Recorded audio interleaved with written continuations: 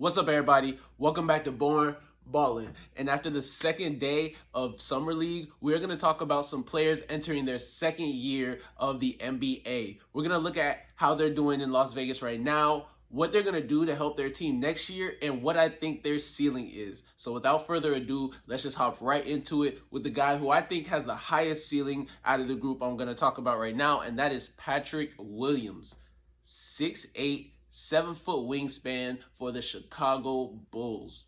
Now, right now, they have him playing small ball 4. He's a wing, a lanky wing, a lockdown wing. He got drafted because he was looking like Claw out of Florida State. He was looking like he could lock down and become that ball handling creator for himself. And right now in Summer League, he's looking like that. The way he's palming the ball when he's on the perimeter like Claw does, like Michael Jordan, like the calmness of that, the hand size you have to even be confident enough to do that in an NBA game, that's special. That's one of a kind. I honestly believe he has Hall of Fame potential. He could be a multiple-time All-Star, All-NBA player. He does it on both ends. He's already a great defender, like top 10 in the league type defender. So if he can get that offensive creation down, which he's doing in Las Vegas right now, he's handling it on the pick and rolls, we're going to see what he can expand his game to. I don't expect him to get it all together this next year, but look out for that third-year pop from him. But next year, I really just expect him to bring that defense, lock down the best defender, whoever the Bulls are playing. Patrick Williams got the best defender, and hit them shots, and we'll bring the offense along. We got some players already. We got Lonzo. Lonzo gonna get you some easy shots, so you don't gotta work too hard. We'll bring it on along slowly. Expect something great from him. Now, the next guy I'm gonna be talking about is honestly my favorite of the group. RJ Hampton is a stud. He did not go to college. He went and played overseas in New Zealand, got drafted to the Nuggets, got traded now to the Magic, and is playing with one of his great friends, Jalen Suggs. Look how life works sometimes. Sometimes it works out great. You never know. I think this is going to be a perfect situation for him. You get to play with your friend that you already want to go medal with. Let's go bring that chemistry to Orlando, and that I think is going to expand his ceiling even more. I'm already higher on him than most other people. I honestly think he could be an all-NBA type player. I really think he could be that good. Only 20 years old. All these guys come in the league so young, 19, 18. Patrick Williams still is 19. Turns 20 later this month. These guys are 3 years in the league and still learning, still growing into their bodies. So I really think that he is going to be one of those, not late bloomers, but later bloomers. But with his friend Jalen Suggs there, I think his ceiling is going to go through the roof. Now in Summer League, he's not going crazy right now. They're putting the ball more in Cole Anthony and Jalen Suggs' hands, and RJ is looking cool with that. He's 50% from the field, 50% from 3 last game.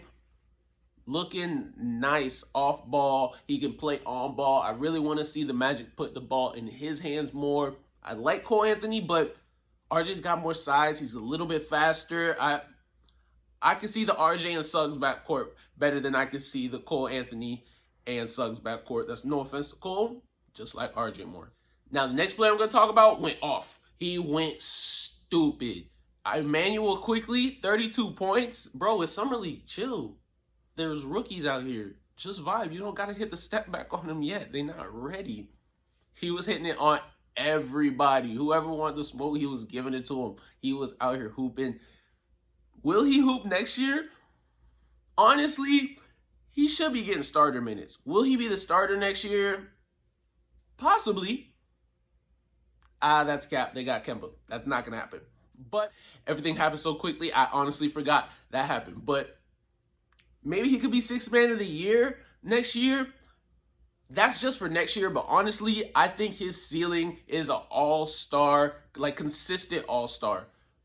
Definitely could be better than Kemba. He's got the size. You see the speed on the step back. You see the speed on the drives. He's creative. He's got the sauce. You see how confident he is. So I really do think that his ceiling could go to the next level. I would like to see him get more play time. Obviously, with Kemba there, he's not going to do it. They're trying to win now. So I hope that the Knicks don't sacrifice trying to win now and end up losing a really good player, because I think somebody eventually will sign Quickley to like a $20+ million deal. Will the Knicks even have that? Who knows? It's a sticky situation there because Quickley might end up outplaying his role. Somebody seeing the potential in that might not look good for the Knicks. Now, the next guy I got to talk about, I honestly got to talk about some of his second-year teammates too. And that guy is Desmond Bane. 32 points, 6 for 8 from 3. He was handling the ball. He was working that pick and roll. You know he was hitting his shots. He's a sniper, a certified sniper. He was shooting it last year, almost hit 40% last year. He was at 40% during one part of the year last year. He is a hooper. So if they can get the ball in his hands a little bit more, try to see what his game can expand to, I'd be very intrigued to see that. Right now, he's a 3-and-D player. Right now, that's all I need from him. Just get out on transition, catch these lobs, hit these transition threes, break down the defense, and lock down the opposing team's guard. That's what I need from you. What will his game expand to after that? I don't know. The creation skills were looking really nice. He was getting to the rim with authority. He was hitting his step backs a little. We're going to see. Sky's still the limit for Desmond Bane. Them Grizzlies, that team, the whole team, literally everybody on that team is a hooper. Killian Tilly, Xavier Tillman was out there balling too. I'm definitely going to do a video on like the best young cores in the league before the season starts. Hit that subscribe and hit that notification bell so you don't miss out on that video, because the Grizzlies are definitely going to be top 2 at the least, for sure. Killian Tilly, 6 for 10 from 3. He ain't even play last year. So if they are able to unlock him this year, get Tillman some more minutes, that team is going to be special. I'm telling you. That Tillman, they find gems everywhere. A big man that can hit the 3 and pass out of the post. They have gems everywhere, I'm telling you. So watch out for the Grizzlies. Watch out for the Grizzlies. Now, before I hop into these last 2 players, I got to give a quick shout out to 2 players. And those 2 players are Jaden McDaniels and Jalen Smith. Yes, another Jalen. It's the year of the Jalens. That's honestly why I have him on this list. Yes, he didn't play for the Suns last year, but he would have helped them a lot. He's putting up solid numbers in Summer League. Chris Paul and them out there supporting him, so maybe they had to just stash him for a year. Will he be ready this year? Who knows? But he's looking like he could be a stretch 4, stretch 5. Let's see. Not going to put too much pressure on him yet. But this next guy, I'm putting pressure on him. He's a hooper. Jay McDaniels, he's a 4. He fits perfectly next to Cat. He can lock down. He can hit that 3. He's got that post. He can score. His game is going to expand. He's going to be one of those players in 4 years where it's like, he's still getting better? Who is this guy? Look out for Jay McDaniels. I'm telling you. Now, these last 2 players are 2 point guards who are not starters yet, but I definitely see them growing into high-level starters. That is Tyrese Maxey and Kira Lewis Jr. Both got drafted last year, and both played some solid minutes last year. Maxey more than Lewis Jr., but honestly, I got Lewis Jr. over Maxey. Let me know in the comments who y'all like better out of the 2. I think here Lewis Jr. just has the speed over him. He's a little bit more lanky. I like Maxey more on the defensive end, but if Kira Lewis locks in that quick twitch, that can help him with the steals. He got a nice steal today. We're going to see about him. I really like his game. I think he could definitely be a high-level starter, like I said. Maybe an all-star one day.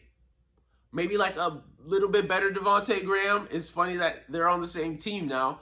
So maybe he's going to learn a thing or 2 from him. Eventually, not next year, take the job from him. Maybe the year after that. We will see. For Maxey, situation's still up in the air for him. If Ben Simmons gets traded, he very well could end up being the starter if the guy that they get from the Ben Simmons trade is like a shooting guard.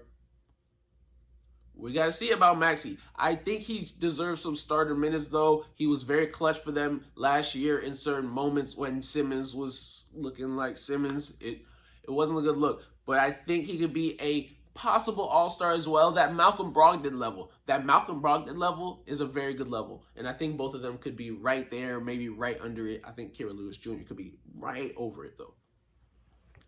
But that's all I got for today, guys. Hit me up in the comments and let me know how your team looking in the Summer League like right now. Let me know what you think they are going to do next year.